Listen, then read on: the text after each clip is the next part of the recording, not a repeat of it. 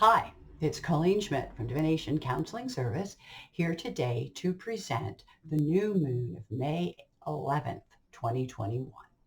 It features a sun-moon alignment at 21 degrees of Taurus, 17 minutes, and a Virgo rising chart, which then means that the chart is ruled by Mercury.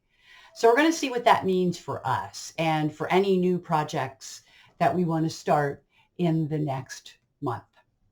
So before I get to the chart work, as always, I want to take a moment of gratitude to thank all of my subscribers and to most importantly, to thank you for watching this video. If you haven't subscribed, please subscribe, like, comment. I'd really love to hear from you. So with that said, I want to jump into the charts. We're going to, as always, start with Janus so that we can look at it in the most simple form. And then I will add on the asteroids, going into then the dial. And we'll begin to work with the dial for both the Aries point today as well as the sun-moon axes. So there's a couple of things I want to really discuss there. So before we get started, once again, just thank you for being here, and let's get hopping on the Janus chart. So here we are, and I'm looking at the chart for Washington, D.C. Again, not to be political. It's just a great example. It's also Washington, D.C. falls pretty central on the East Coast. So that's my reason for doing that, more so than the fact that Washington, D.C. is there. But it is always fun to kind of look at it. So we're looking at Washington, D.C., and we're looking at a Virgo rising chart. Now, once again, as I always like to point out at this point in the videos, if you do not live on the East Coast, you do not probably have a Virgo rising. So as you begin to get toward California and then outside of this country, this chart is going to look a little different. We're still going to have all of these gatherings, but they might be placed in different locations depending on where you live. So though I want to discuss the overlay of this chart, we won't spend a lot of time on it because it doesn't really apply if you live in, for example, Australia. So here, what I'm looking at though, and I want to really start with this, is this incredible, huge, first you have all of this stuff in Taurus. And by the way, even though 10 degrees apart for a lot of it, it's an aspect enough that I think we could call this a stellium. Then we have, again, which could be called a stellium, we have 4 planets / trans-Neptunians in Gemini.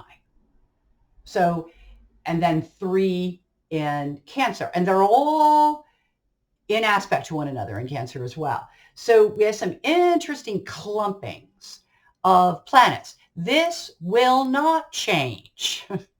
If you live in Australia, you're still going to live with that. So that's what we're really going to spend most of our time talking about.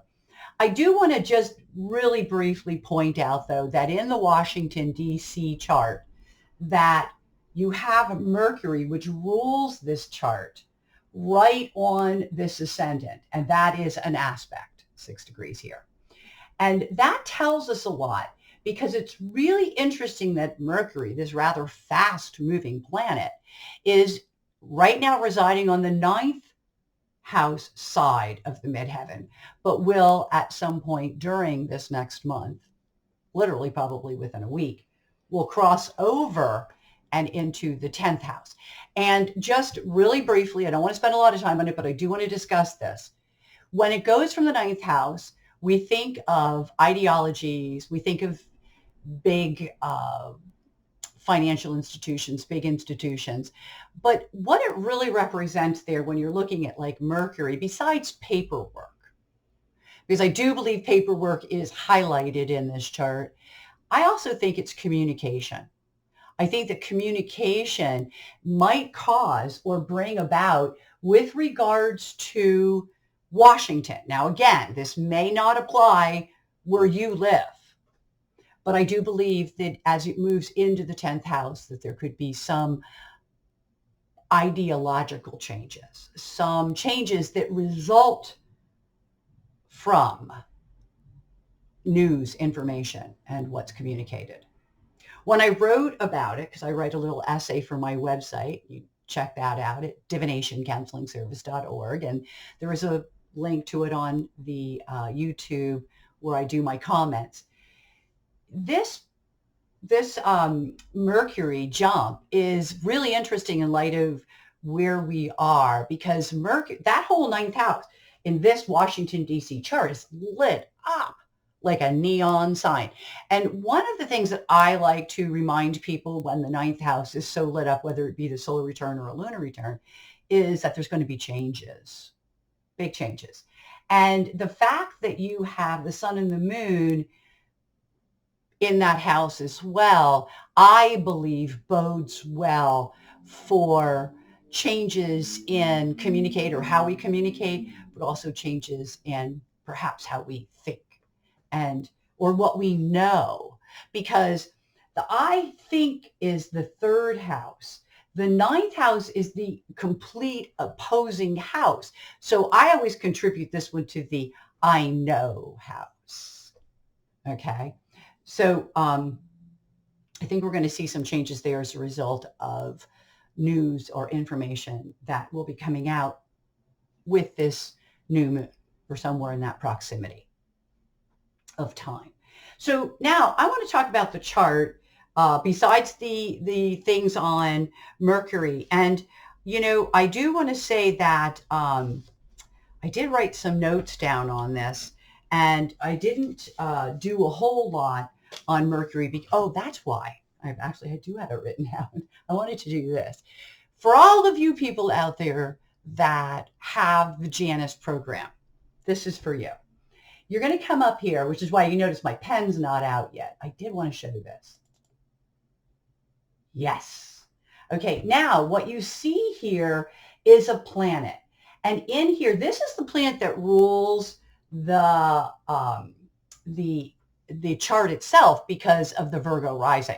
So one of the things that I do as a professional is I always designate a moment to write about or discuss what that planet is doing, because that planet has so much value in this particular chart.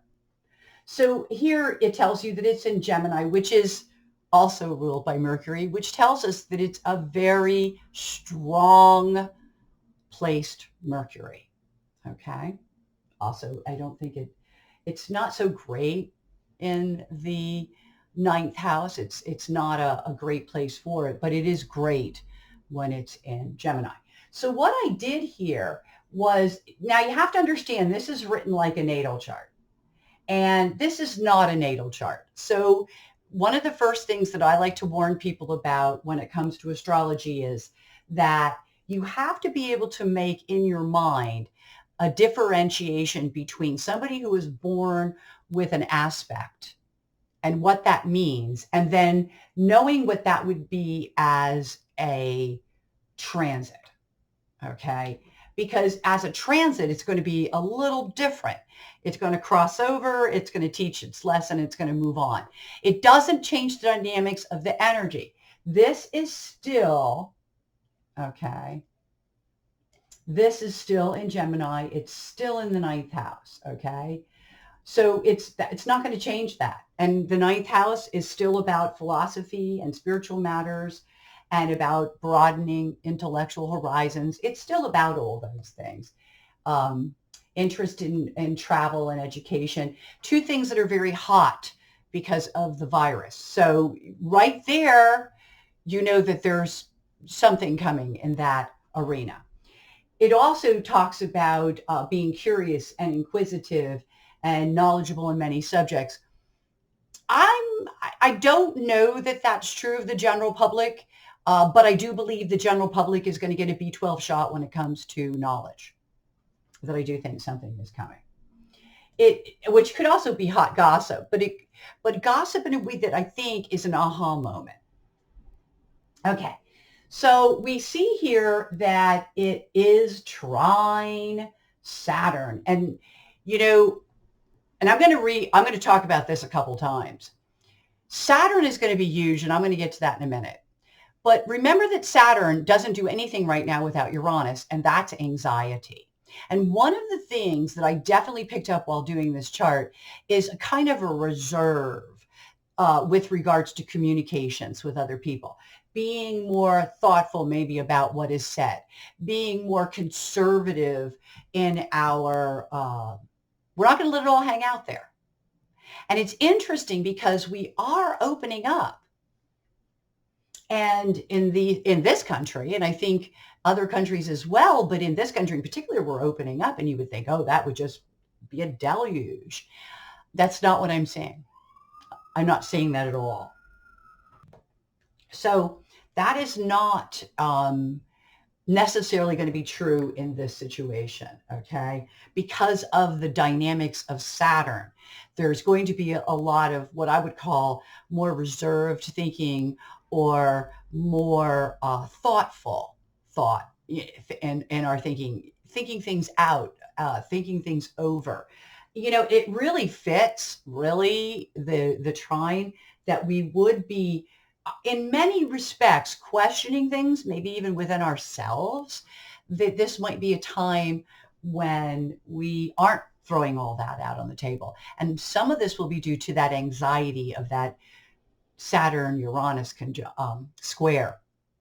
There's a lot of anxiety flying around out there, and that can make people more reserved in stepping up to the plate and saying things. Okay. Also, I like this.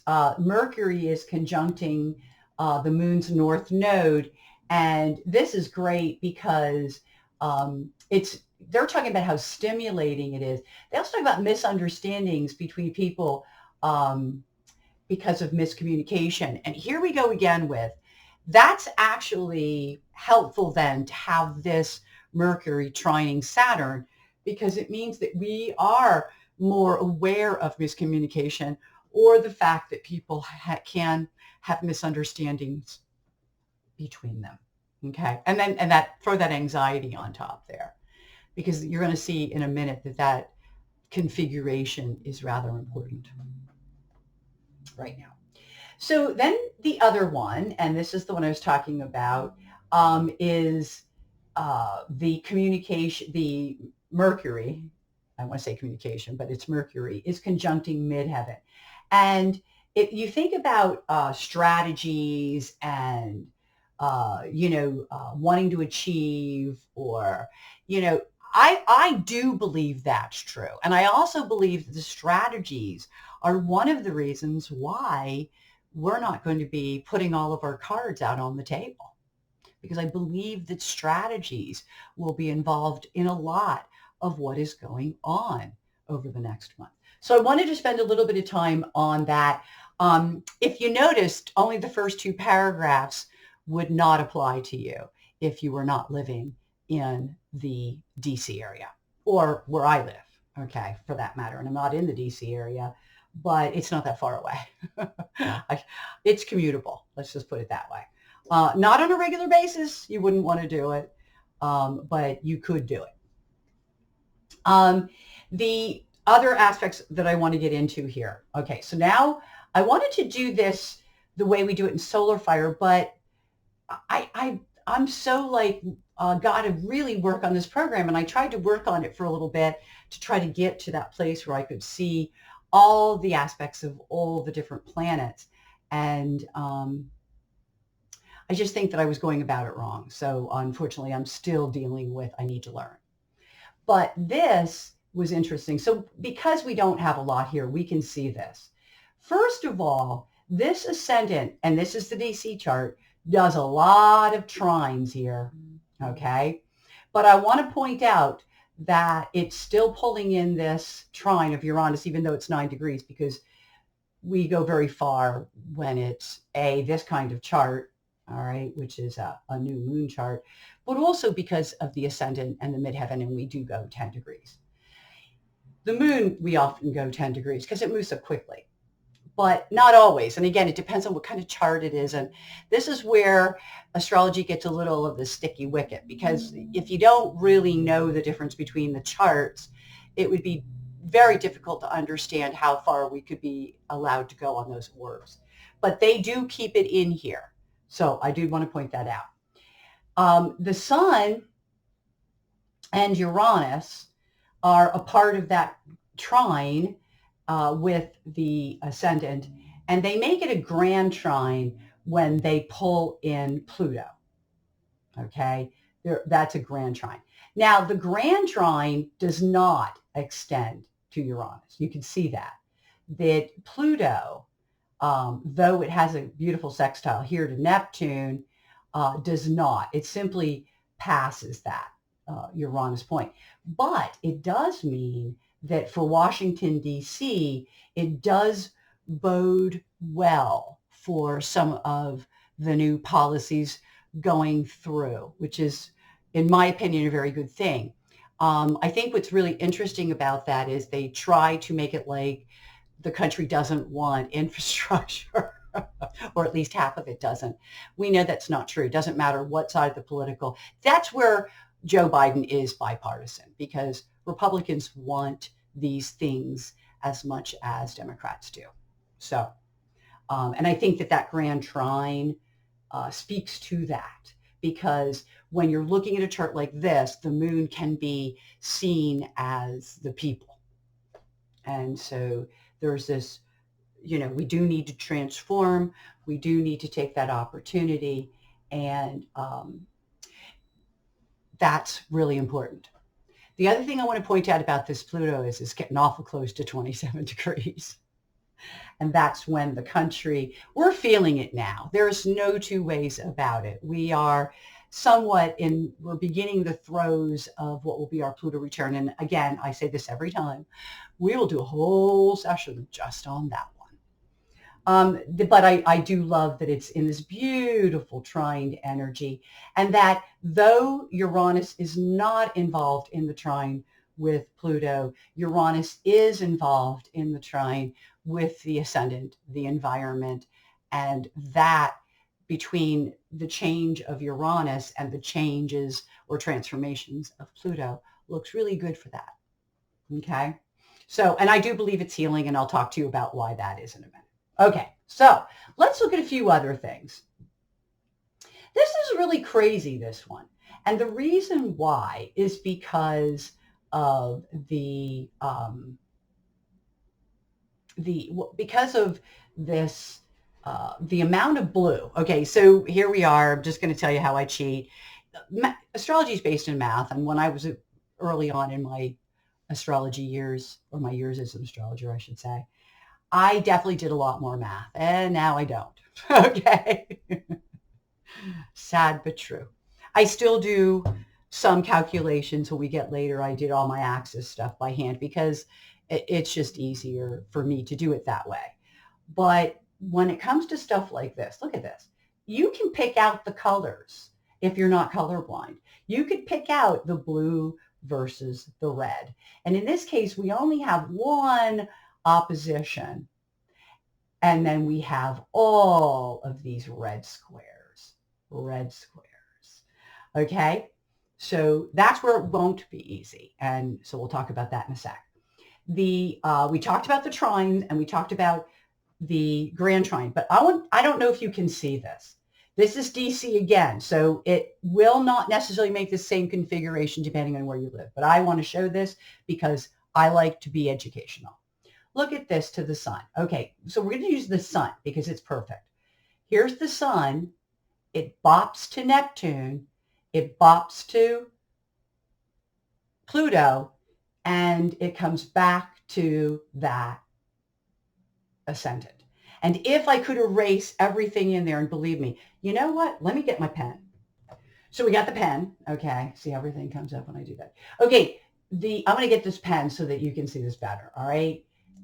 This is a kite. So for people who are not familiar with kite formations. Kites are really quite cool. This one's made up of a lot of trines and sextiles. Okay, but sometimes they're made from yods, which are considered fingers of God. I still consider this a finger of God. I'm drawing the kite right now. And then it comes back. Does everyone see that? Okay. That means that what's really important might be that Neptune. Okay, this is a way of reading. And I think that Neptune sitting on the descendant, opposing that ascendant, that makes all those really wonderful trines out there, is telling us something. And I'm going to go back to the fact that people are confused, misled, and we all of us. This is just something. This is a strong place here in Pisces. Okay, it's going to change, but it takes time. And so we're dealing with this Pisces here, and this Neptune, right on the descendant, is telling us a few things. Like, number one, have compassion for those who are not well, whether it be mental or physical, which I think is a really good message. But it's also telling us you can't believe everything that other people are telling you. You can't believe, for example, even people who are close to you, not because they might be lying, although they could be, not because they're deceptive, although they could be, but maybe they're in their own delusion. And so they're not thinking correctly. Okay. I've heard a lot of bonehead things coming out of different venues that I'm shocked at. Okay. And I think that that's not just me. I think that with this new moon, we're all in for it a little bit, because we are going to have to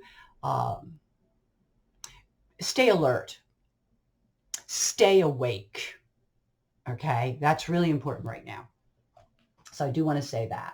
And I do think that the disease, the virus, has been instrumental, if you will, in terms of helping us to first be confused and then to find clarity. So I really do believe that as Neptune moves from Pisces and eventually will move into Aquarius, it takes some time because Neptune's a very slow moving planet. By then there'll be an incredible amount of clarity. And we're at the what I call the final decant, which is the final 10 degrees of Neptune. Okay. Neptune's a long cycle though, not as odd as Chiron. It's more normal. I was reading more about the Chiron and we're going to talk about that later. So let's get out of that. I just wanted to show you the kite, and I wanted to show the importance of Neptune, and I wanted to talk about what Neptune represented, and I wanted everyone to be a little bit aware that that was going on. Now, the other things I wanted to talk about is, let me get a pen because I'm getting ready to do a whole other little section here. Look at this. Yeah. Okay. I don't know if anyone else sees what I see there, but one of the things that we do in astrology is what's referred to as a golden triangle. And what that means is that you're looking at everything that falls at a degree point too. Okay. I think the golden triangle, the golden triangle does look at everything at the same degree points, but in this particular case, you're looking at an inconjunct. Okay. They are literally 4 minutes away from an inconjunct. And the inconjuncts are tough. And there are only a few people that have ever even, that I've noticed. Now, there are books on inconjuncts, but they're the only people that really do it. Okay. I think that, who is the guy? Robert Hand might do it in his book, but I'm not sure if he even does it. So inconjuncts can be when something is one off of an opposition, but I think of an inconjunct at 30 degrees as well. So I guess when it's in the opposition, it would be what, 150 degrees, or it would be 30 degrees after 180. So what is that, 210? Those 2 points. Whenever you're looking at this kind of formation, you need to be tight with that orb, okay? So you're all thinking, well, what does it mean, Colleen, that Chiron and Uranus decided to be only 4 minutes away from an inconjunct? Inconjuncts make things happen. They make it awful uncomfortable to the point where it's like forcing of a hand, if you will. And Uranus, which is, doing its little thing with Saturn, of course, not so far removed from that. And I'll get to that in a minute. But realize that if Uranus were an aspect to Chiron, they would actually call that a sextile. That is a sextile, okay, because you're within orb of a sextile for that Saturn. The other area where you will find things would be here at Kronos, which is inconjunct. And here we go again. It's a wider inconjunct because now 12 degrees, 16 minutes is about, I'm going to say, what is it mathematically, 8 minutes out of orb. So that's still pretty close, but it's 8 minutes where it's starting to fade. Okay, so there's one. The other that I wanted to look at were the nodes. Okay, so I'm looking at everything that falls from 10 to 13 degrees. Okay. Now they all make different aspects to one another. Okay. For example, this inconjuncts Saturn, but squares Chiron, and also does a inconjunct by way of, here we go again, 30 degrees. Do I have that right? Yeah, because Taurus, no, actually that is a, I'm trying to think if it's a sextile. See, what I get so involved that I'm now missing the point. But anyway, those are different aspects. So I don't really need to tell you. There's a trine, 2. Okay. Here's a sextile.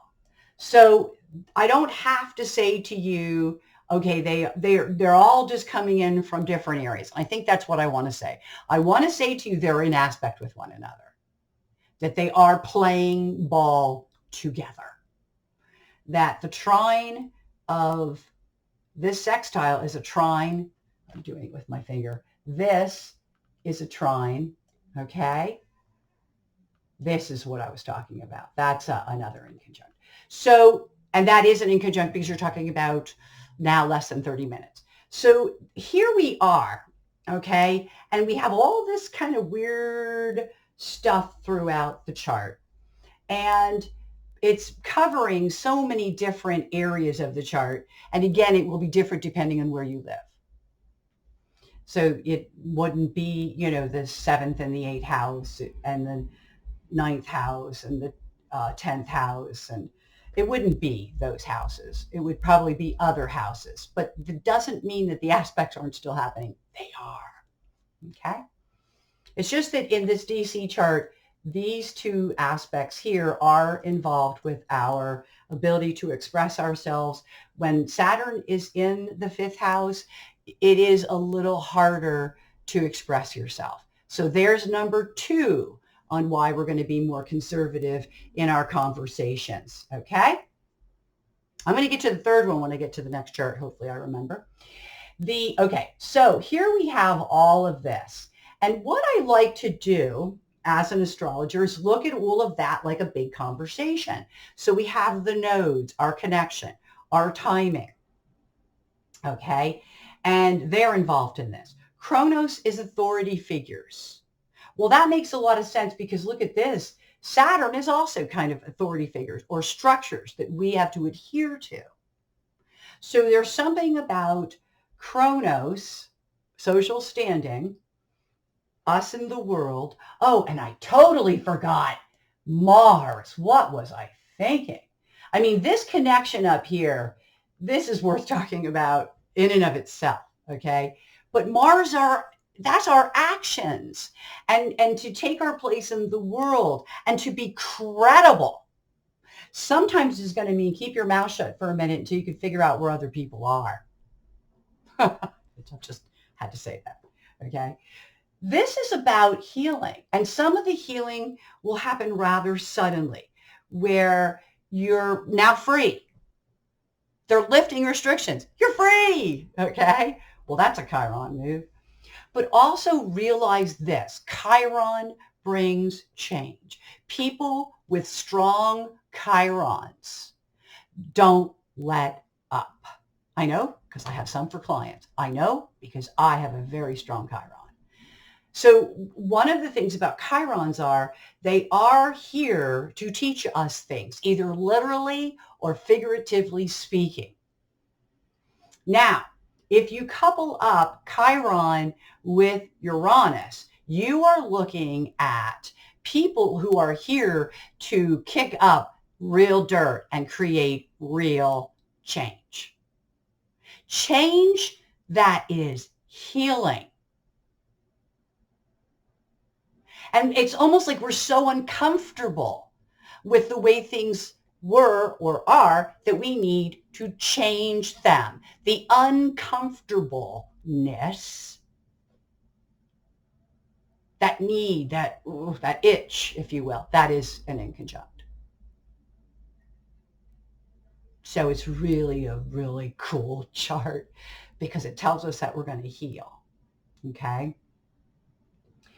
One of the, and I'm going to go back to this. I should have talked about this earlier. This is a real configuration here, okay? It's well into the 10th house of DC. It's not on an angle. However, Mars is right between Hades and Kronos.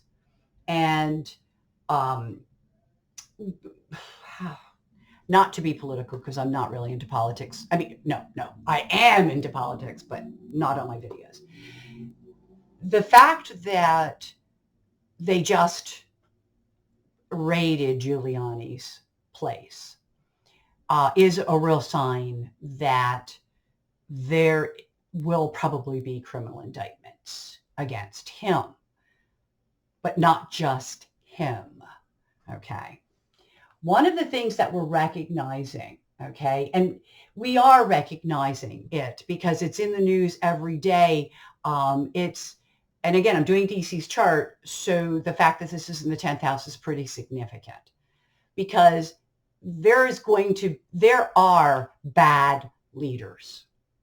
There really are. I don't think I have to reiterate that. I think we've got bad governors. I think we've got bad Congress representatives. I think we've got some bad senators. Not all of them. But I think that, and I know everybody knows what I'm talking about, and that's why I'm not going into detail here. One of the things that I believe is going on is that there could be some major scrutiny on the actions of Kronos figures in the past. And it's a recent past. Nonetheless, it's still in the past. And so remember what it is. Now, I also want to talk about Hades and Kronos with regards to the vaccinations. And the fact is that they're considered a medical breakthrough. However, a long time coming one because they've been working on SARS since the 70s. So, and COVID is a SARS virus. So they put a lot of research into this for a long time. As a matter of fact, we have asteroids named for some of those people that were very involved in this in the beginning phases. And that's one of the reasons why I know this is not something that came overnight. But it also tells us that there will be breakthroughs. And I'm wondering, here we go again, that sometimes, what do they usually say? Creativity through conflict, or you can't have creativity without conflict, or in this case, it's the virus that's going to kind of open up channels of possibilities within the medical field. And that is sometimes how it works. The necessity of invention, isn't that how they put it? So you need that. So I want to say that I don't think Hades Kronos is always bad. It really isn't. It really isn't. I'm someone who does research. In order for me to be credible at my work, I really have to do the research. I must do my homework, or I'm going to get up here and I'm just going to sound like an idiot. Okay. And you've seen me do that. I just tripped over what an aspect was. So the whole idea is that Hades is about details.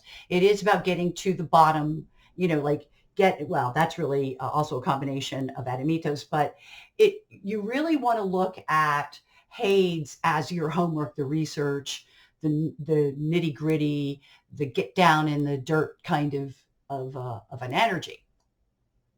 And we see here that there are authority figures who are going to get down in the dirt. But I think we've had authority figures in the dirt. And I think that's coming up. Okay, so, and I say that laughingly because I knew this day was coming, and I'm sort of happy to see it's not so far off anymore. So that, I think, represents also the 10th house's government. And I think that we're looking at authority figures doing their jobs. That's your Mars here in the middle. But right here, there's your Mars.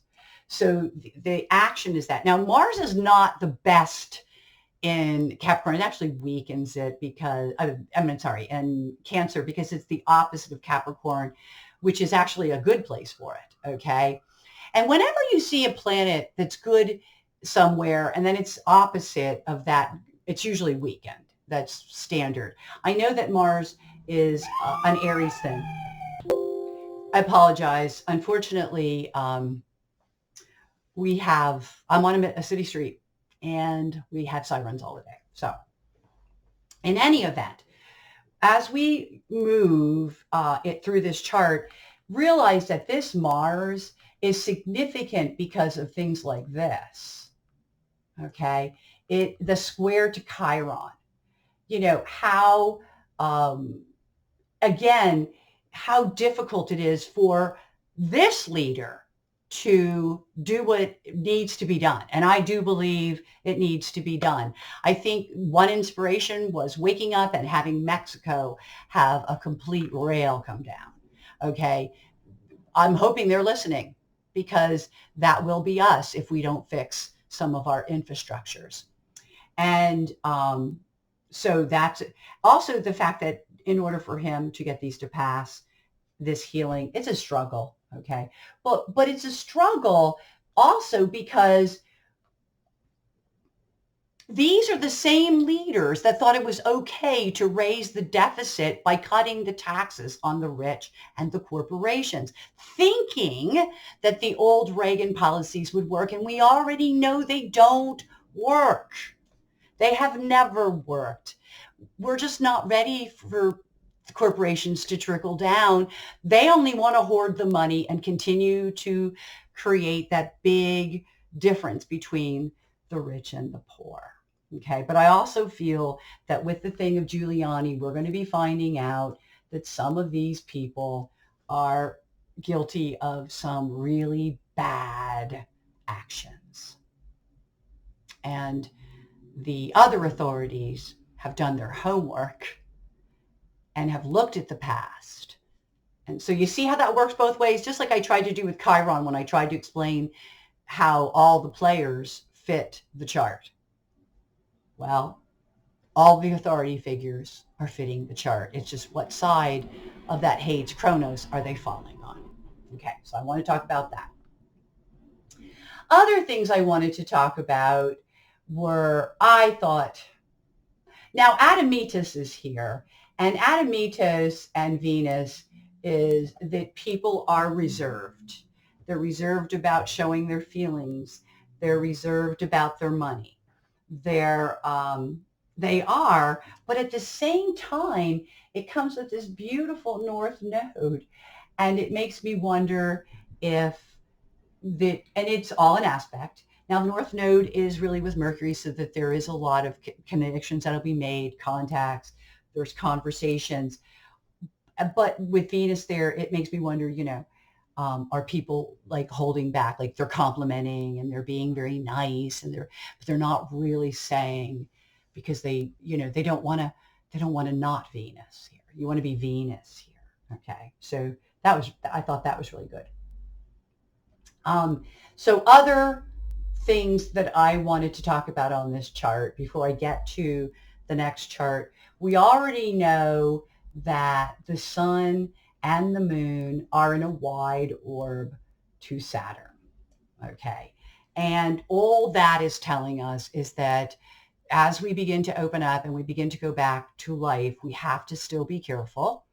We also have to work at it, because this isn't going back to pre-pandemic. I don't think that'll ever, ever happen. Thankfully, it won't happen. This is going to be a reinvention, a new world, if you will, a new opportunity. And this is the work right here. This is the work, is the square to Saturn. And that's not a bad thing at all. Saturn is a taskmaster, and through it we mature, we evolve, and we grow. And we learn. Are all the things we're learning easy? No, they're not. But that's okay. We're learning anyway. So the only other thing, I left it till last, I'm just making sure that I've gotten through at least what I wanted to get through on this chart, is notice how the black moon Lilith is with the sun and the moon. Okay. That's because a lot of people are really delusion. I'm going to really use this chart. Okay. Look at the 22 degrees, 22 degrees. Okay. You know how I talked about that before. That's a highlight. We want to look at that. Taurus and Pisces, I believe, is sextile again, right? Here, we're looking at, it is. Here we're looking at what holds us here. The black moon is what holds us here, right? It's like karma we're stuck in, patterns we're stuck with. And what I find so interesting is how many people think it'll be just like it was before. No, it won't. It won't. And it shouldn't be. But it's just interesting because I do believe that there will be a lot of reckoning with regards to what people are still holding on to and what they need to let go of. And that includes ideologies, okay, which is where the politics comes in. So I thought that was a really good point to point out. Jupiter is where I want to land at the end. 15 minutes from changing. What it means is that the expansion or the healing of the Aquarian energy that came in with Saturn, Saturn's still there. It's still working on those structures. It's still trying to create a more positive Aquarian way. But Jupiter is going to be moving on into Pisces. I think it moves on and then it comes back, and as they often do. And we talked about that with Chiron. But it's very, very significant when planets or charts feature the last degree of the sign. Interesting, if this was a Hurry chart, probably shouldn't use it. Okay? If it were, say, the ascendant or whatever, you wouldn't want to use that ascendant, right? But when you're talking plain astrology, it's telling us that there are cycle changes and that this is the end of a cycle. That Jupiter did its first wave through. It brought with it what it brought. And now it's psyching itself up to go and begin the process of healing in the next sign. So it's continue healing. It's still Jupiter. It's still expansion. It's still healing. And the irony is it's going into a planet where it's going to be even stronger. It's not as strong in Aquarius as it's going to be when it moves into Pisces. So this new moon features the end of an old way, at least in this cycle. And I think part of it is we're opening up, and that's the end of us dealing with restrictions on that level. So, and isn't it funny that, it's Aquarius, Uranus, freedom, all of that stuff. And we know that Uranus is still really, really working right now with Chiron in our ability to heal. And I do want to throw out there that I think that Chiron in Aries, not only does it stay in Aries for a really long time, well, it leaves, it comes back, it leaves, it comes back. But overall, it can go as much as 9 years, which is twice as long as it needs to be there. But I think it's so strong there because that's where Uranus and Saturn seem to, I don't know, just really be a force of action. That's right, because Aries is an action ruled by Mars type energy.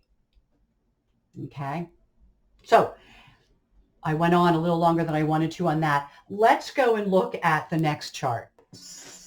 Oh, see what happens when you do that? I wanted to come back and wow, I'm printing. I'm going to go really quickly through this and because I'm long-winded today. The chart looks a little different. I threw in all the asteroids. And if you notice, it was 18 something. Now it's 19, though this is exactly the same. The chart programs are a little different, and it's something I'm learning to work with. I wanted to point out that the white moon is resting on the IC along with Juno. So that bodes well for the healing of people, again, being able to get together, especially one-on-one, small groups. White moon is, again, gifts. And I think we have to look at it like the gift of having one another. So I wanted to put that on this. I'm going to jump really fast through this, though, because I'm interested in the asteroids on the angles. I really am, especially when we get to look at both Lilith and Hecate over here with Pallas, like a lot of strategy and seeing people. Well, yeah, I'm making plans myself now that I am fully vaccinated. I want to see people I haven't seen for a while that I didn't feel safe getting together with until we were all vaccinated, and now we are. It requires making decisions, and the decisions we want or were happening, sometimes they're happening through our dreams, Hecate, but Hecate is also very insightful. So insightful. We want to make insightful decisions, okay? We've been feeling like we have been abducted, but I think this is all about getting back in the world. But I thought this was really interesting. 1, 2, 3, 4 houses feature completely retrograde planets. That's the first quadrant of the chart of DC, which is that it's not as much about us personally as it is about us dealing with our families and our associates and the world. Okay. Now I'm going to go to the dial because I have been going on and on with this. First of all, the Mars, which we already saw in the last chart, is really important now, because now at the Aries point, it's forming a midpoint with the midheaven of the chart, so of the United States. So that means that in DC, or whatever's happening in DC, the actions of DC could be seen by the world, okay? And I like that Urania is up there with Hecate, and in this chart on the dial, because it does mean, again, using logic, using insight. And I think that, and bonding with people. So it's really a great chart for that. Here again, there is a Kronos ascendant, and it does remind us to follow rules, to listen to our authority figures, or bosses, as the case may be, when it comes to work. Hades ascendant tells us that we are not completely in the clear. And we're not. We know that. I'm vaccinated. I still wear a mask everywhere. Okay. It's just that I'm more willing to go out into a restaurant now. And I think that's how a lot of people are. It's like people who are like me, and there's a lot like me. We're vaccinated. We're not giving up the mask. Actually, I like the mask, but I'm really a 12th house sun, so I don't really care to be seen. And the mask is great because it hides me. I know that's weird, but that's how I view it. Now, as I moved through the Aries point, and I'm just going to do, like I say, really quickly, the full moon chart for the Aries point. There wasn't a whole lot, which I thought was pretty interesting. Venus at 15 degrees. Wait a minute. Wait. I'm sorry. Wrong chart, guys. I was going to say, wait, Venus is not there. This is what happens when you have too many. All right. Here's the new moon chart. So I know that I'm here. Let me go find that. I'm back. Okay. So I hope I didn't print. I may have printed that by just pushing. That's okay. I'm going to get a print out of the dial. That's what's coming right now. Okay. That's fine. So as I go through and I look at the Aries point, we talked about Hecate, which is only 14 minutes off, our intuition. We also talked about, here's one we did not talk about. Amor. Here it is. Okay. Because Amor is one we can see. As I come, I'm going to try to get to 2230, but it's really hard to do that. When you're working, Amor is love. Amor is love. Now, yes, it is about love, but it's also about the conditions, meaning I may love you, but I'm not going to watch you do this. Okay. It's interesting because I actually had something over the weekend that affected me in that manner. Okay. Which is, I love you tremendously, but I can't really approve of this. Okay. It doesn't mean I don't love you. But when you love people, there has to be, you can't let them kill themselves, for example. Okay. Across the dial here, it does talk about new beginnings, and I'll get to that in a minute, but also talks about crap. And again, when you're talking Amor, if somebody's giving you crap, I don't care how much you love them, you don't sit there and take crap. Okay. And he does talk about bonding. So bonding with those that you love, but not putting up with their stuff. That's one way we could look at that. Then it moves on, and I'm going to move on again. Luni is falling right inside there. You know, Luni's interesting because I'm still working on Luni. I know that we use it. You think right away Luni. It also has to do with sleep or lack thereof, but because you don't think right. But I want to say this right now. I am appalled at the amount of lunatics that are getting so much press.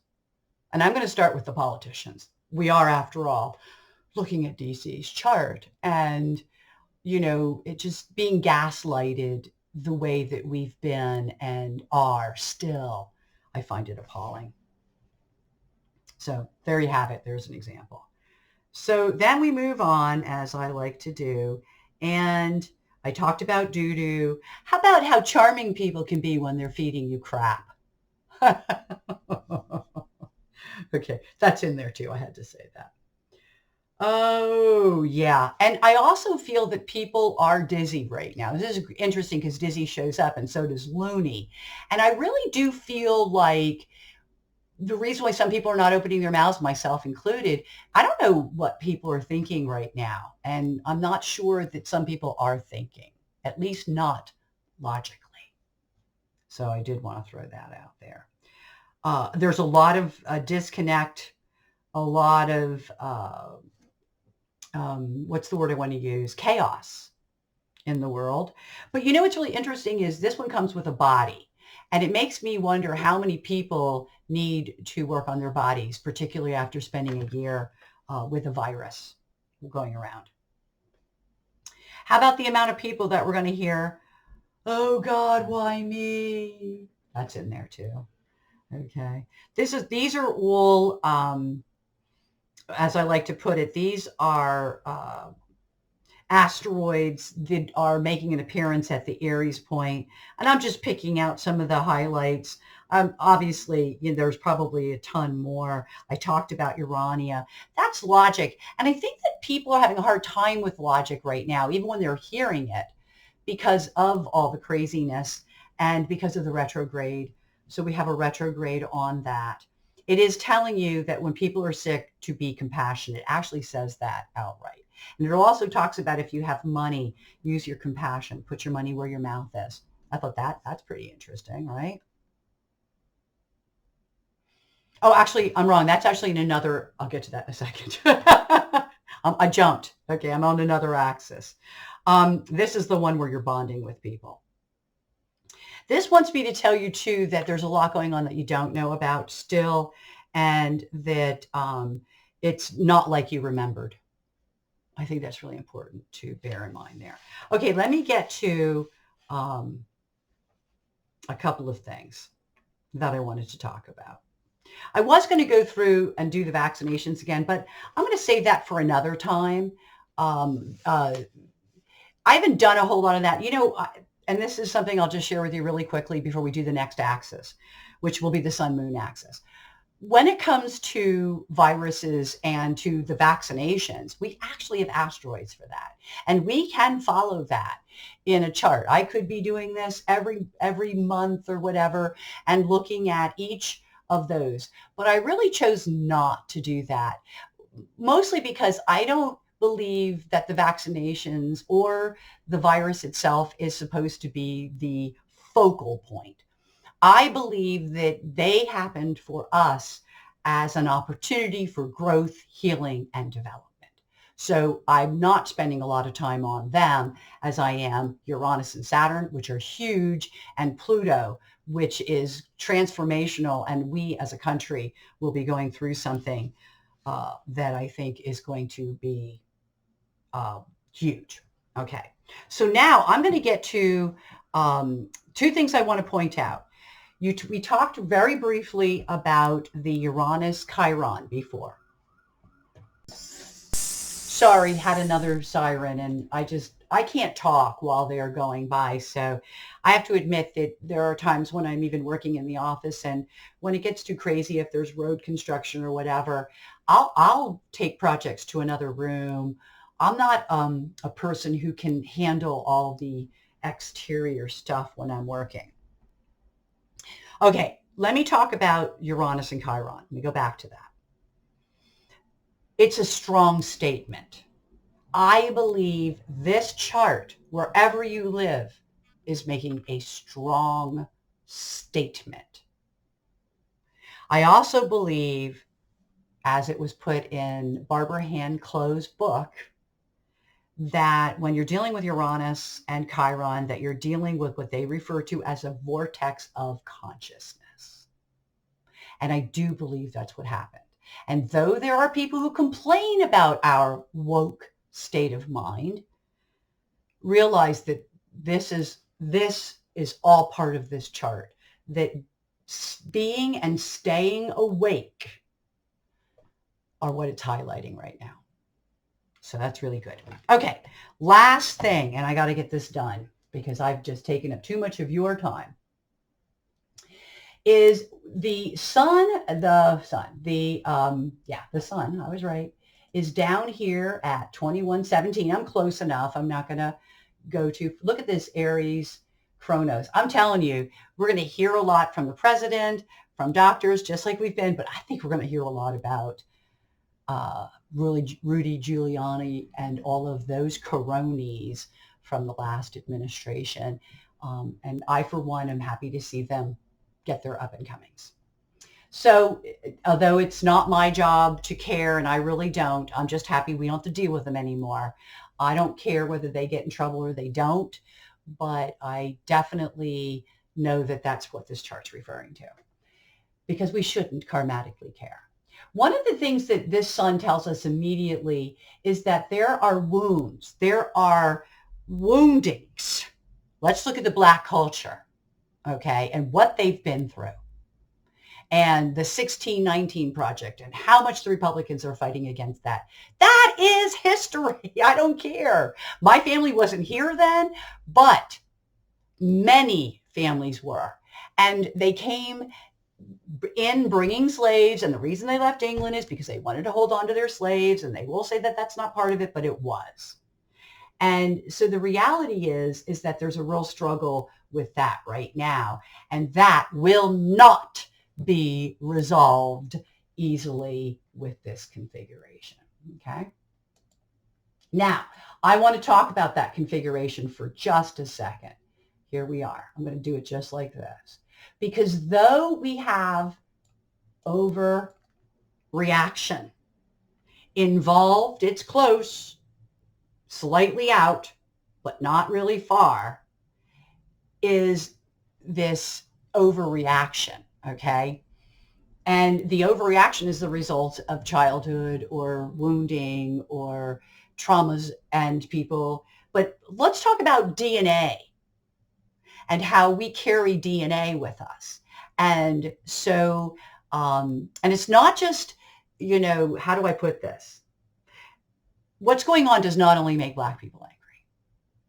Okay. It makes immigrant families angry. It makes Mexican, Hispanic families angry because it makes Irish immigrants, which is the family, though that's what I'm from. And it makes us angry because of how they dehumanize or have dehumanized people in the past and will not own up to it today. Okay. So as a result of all that, we won't heal really as quickly. Okay, that was one thing. But there was something else with, okay, here is the Uranus Saturn. I just wanted to look at that in relationship to where the sun is, okay? Doesn't form a midpoint to the Aries point. It doesn't, because the Aries point would be right here, but it's close. It's so close that it means that Saturn, Uranus, which didn't make such a big appearance, no angles, but it does make a midpoint on the Aries point, doesn't it? Which means that I don't care where you live, the sun moon is going to be affected by that Saturn, Uranus anxiety. And I don't care where you live, you will feel it. You will feel it. Sorry, every time somebody zooms by. And I love living in the city, don't get me wrong. This is the only thing I don't like about it, and it's mostly because I am a hyperfocus. But here we are in this configuration, and it's telling us it will not be resolved easily. And it won't be. It can't be. 400 years of oppression can't be wiped out that quickly. But I definitely wanted to point this out. Okay, because here's the Aries point. There we go. And there's our 2 points. So we have here's one and here is the other.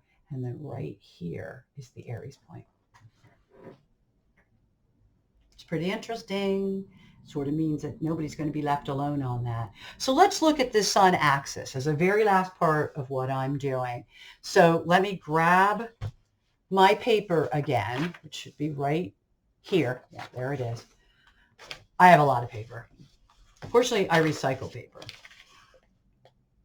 So the sun axis means that we're looking at, and I'm gonna try to write this down here. We're looking, well, actually I won't. I'll highlight it on here. This is about 6 degrees of cardinal, 6 degrees, 17 minutes to be exact. The axis that we're going to be dealing with is 28 degrees, 47 minutes. Okay. And that's 47 minutes. I'll just put that here because it is almost 29 degrees. Okay. So that means that right about here is another axis.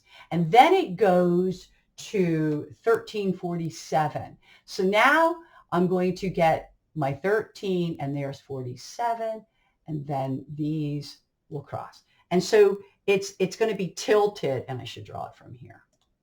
Now I've probably totally confused you, but that's what we're going to look at next. Let's go back. So we're looking at around 6 degrees. So up here, we're looking at say roughly 29 degrees. Let's make it easy on ourselves. 21 degrees, fixed, mutable, almost 14 degrees.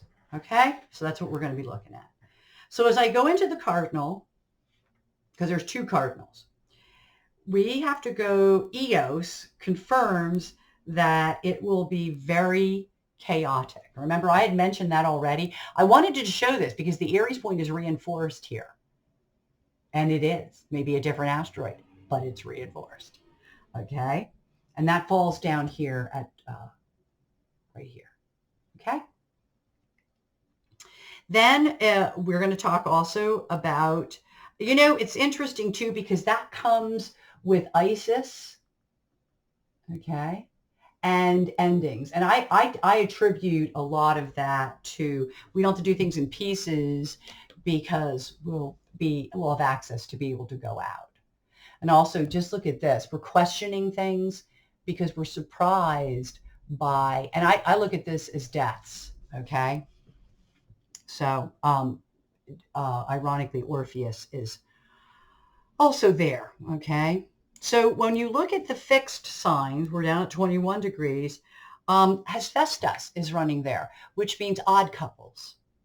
But, I don't think of just couples, like two people that are together that are very different. And sometimes that's really exciting, even being their friends. But also, I think that it's also the odd situations people are in, or the fact that they work together, or that they're associates. So it's just odd connections at this point. I wanted to show this too, because I didn't talk about this. I'm trying to go too fast, but that midheaven Vesta, that's also about being very focused on your goals. I do believe that people are going to be very focused on their goals, but I also believe that since it's pointing to a midpoint of Isis and endings, that it's also talking about how people might go back to work rather than working from home. Not everybody, because I know that's not going to happen. No, they're not going to do that anymore. They're not going to do that. They've learned that there's much more efficiency in having people work remotely. So not to worry. The mutable is at 13. So here we have things like things that have gotten out of control. And this can be things like people who now drink too much, maybe. Okay. I'm just throwing that out there. But it can also be people are taking too many drugs, maybe too, because pandemics do that, especially in the case of mental illness. So we might become more aware of that. Okay. But I also believe that, well, we'll see what happens. I believe we might be hearing things about that. So that's something that we will then hear. Psyche, I talked about. That's our wounding. That's the emotional wounding. We already discussed it. As I get to 20, when people are emotionally wounded, I like this. Aragon, it's almost as though there is a sense of self-destructive behavior because they believe that there's an end to fairness. I don't understand that. But think about that in your personal lives and how that might affect you. Okay. Because that's like Atropos goes all the way to 2956. It's sort of out of it. The 2913 of fair is rather in it though. So there's a fairness concept down there with Aragon. they're just, especially if you think of psyche, people are destroying themselves because they feel like whatever they're going through just isn't fair. And you know, it's really funny. I heard someone say that. And I just want to say this as somebody who works in this field and is a light worker, that if you are somebody who feels that way, you need to think differently, because you're actually going through something because the universe has decided it's time for you to move forward, whether you were ready or not. And it's something that you need to look at. So, but it's funny. I've heard that, literally heard that. Today is only the 4th, and I have already heard that. Okay. I believe you have too. Think about it. Karma is hot on this one, and there is some good karma with Wynn leading it in. Sorry, I can't believe how crazy it is out there today. I hope that didn't get picked up on the microphone. So let's just talk about, keep going. Lie is in there. Lie is in the sun moon axis. We're all going to be dealing with lies. Personal, world, I don't know. Look for them. They're there. When I see that, I tell people, I warn them. If you're the person who's lying, be careful. With that Aragon, it could be self-destructive behavior and it could get you in trouble. Weasley tells us that, and some of us will not be aware of this, but we have some faulty perceptions that we need to deal with.